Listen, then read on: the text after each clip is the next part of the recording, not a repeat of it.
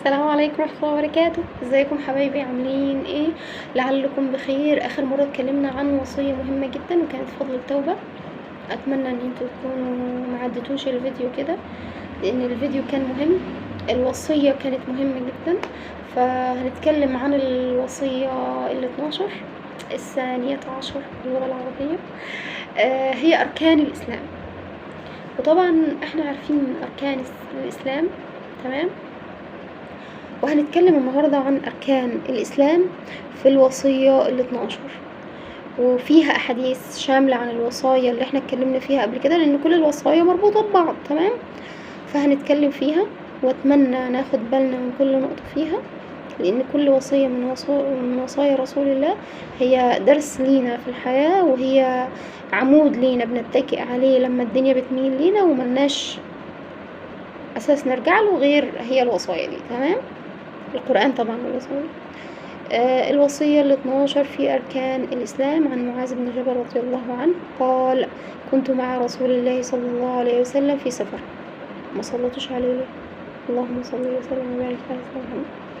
فأصبحت يوما قريبا منه، يعني قرب منه كده، ونحن نسير، فقلت: يا رسول الله، صلوا عليه اللهم صل وسلم، أخبرني بعمل يدخلني الجنة ويباعدني من النار.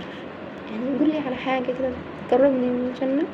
فاكرين الفيديو بتاع الوصية العاشرة كان بيتكلم عن ايه؟ كان بيتكلم عن الصوم. قال: لقد سألت عن عظيم وإنه ليسير لمن يسره الله له، تمام. تعالى عليه نعبد الله، أن تعبد الله ولا تشرك به شيئا، تقيم الصلاة، تؤتي الزكاة، تصوم رمضان، وتحج البيت. دول أركان الإسلام. كام حاجة؟ 5. تعبد الله ولا تشرك به شيئا، وتقيم الصلاة، وتؤتي الزكاة، وتصوم رمضان، وتحج البيت. هم أركان الإسلام كان 5، تمام.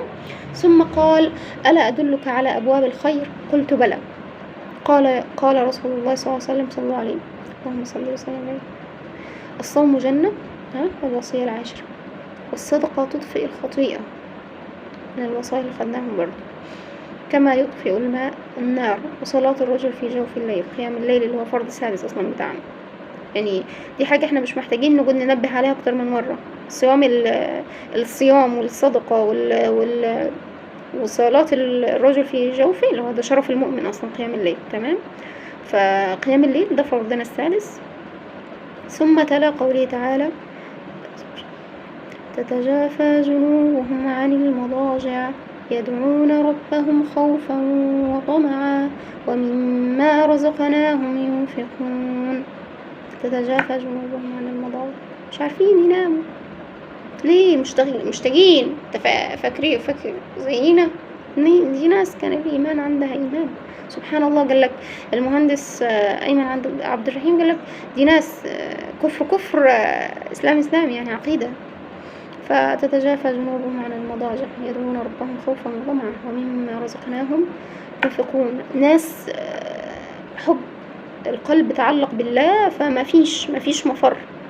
احنا عايزين ايه؟ عايزين محبة الله، عايزين قرب الله، حتى بلغ يعملون. ثم قال: ألا أخبرك برأس الأمر وعموده وذروة سنامه؟ أهم حاجة. قلت: بلى يا رسول الله. قال: رأس الأمر الإسلام، وعموده الصلاة، ويل لتارك الصلاة، وذروة سنامه الجهاد. ثم قال: ألا أخبرك بملاك ذلك كله؟ قلت: بلى يا رسول الله. قال: كف عليك هذا، وأشار إلى لسانه. ده كف عليك هذا، وأشار إلى لسانه. قلت: يا رسول الله، وإني لمؤاخذون يعني بما نتكلم به. فقال: يعني إن لمؤاخذون بما نتكلم به، يعني هل كل حاجة احنا بنقولها مؤاخذون بيها ومحاسبون عليها؟ وهل يلقون في النار إلا حصاد ألسنتهم؟ سكلتك أمك. رسول الله صلى الله عليه وسلم اللي بيقولوا سكلتك أمك. وهل يكب الناس في النار على وجوههم إلا حصائد ألسنتهم؟ يعني ما فيش حاجة اسمها نميمة بيضة،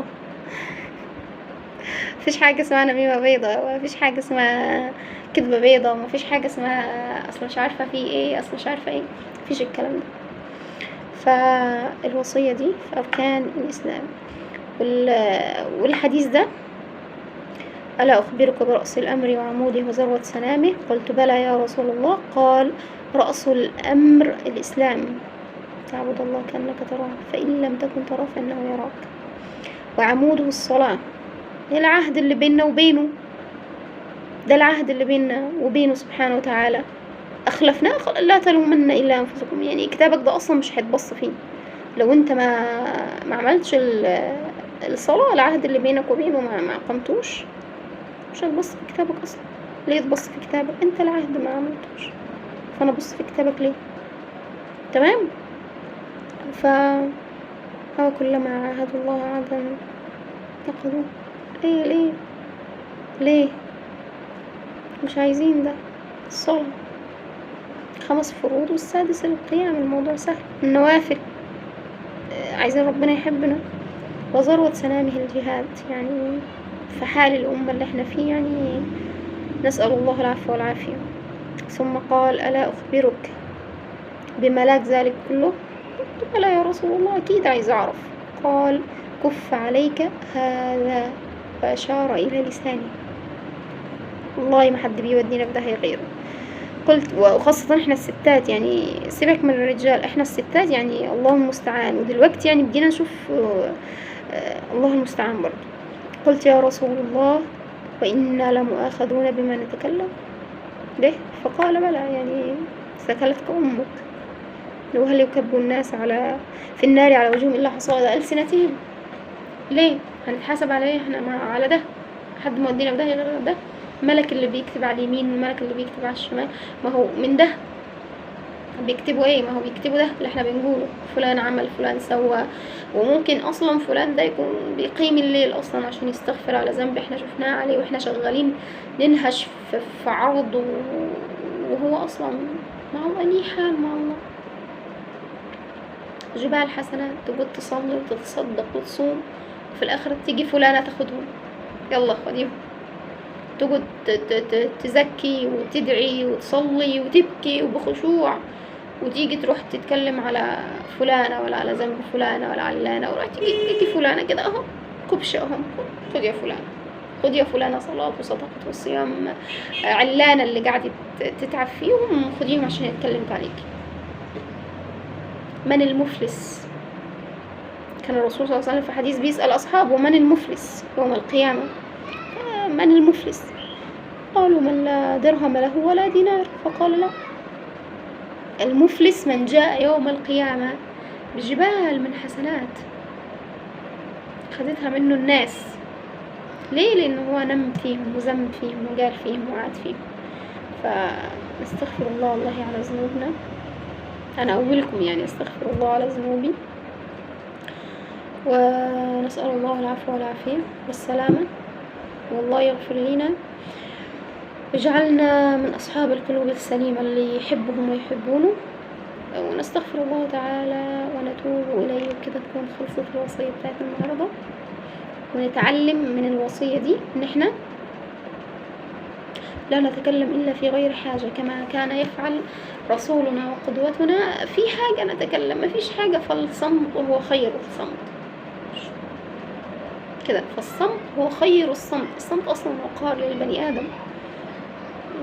في وصف الرسول: كان صمته يعلاه الوقار. فالصمت أصلا هو أصل الوقار. يعني الله يرحم، أنا واحدة كنت بتتكلم 24 ساعة كان بوجي يعمل كده كده.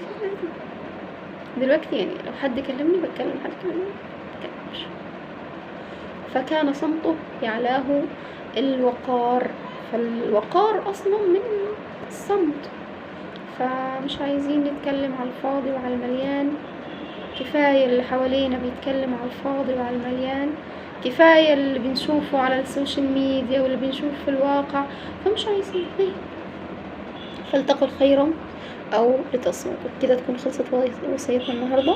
وصلوا على رسول الله، اللهم صل وسلم وبارك على سيدنا محمد وعلى آله وصحبه أجمعين.